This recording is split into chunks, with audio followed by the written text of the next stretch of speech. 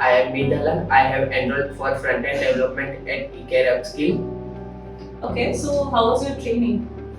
It was amazing. Okay, so what did you learn from this training?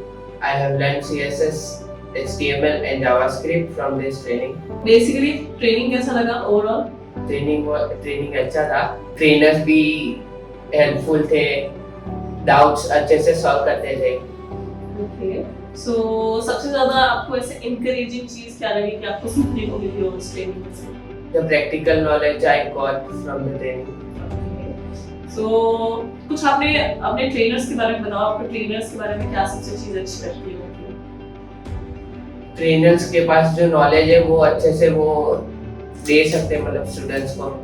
तो basically जो trainers अपने knowledge को तुम लोग के तक कन्वे कर पा रहे हैं अच्छे से. Okay, that's good. So overall experience was good, right? Yes. Okay, so good luck for your future.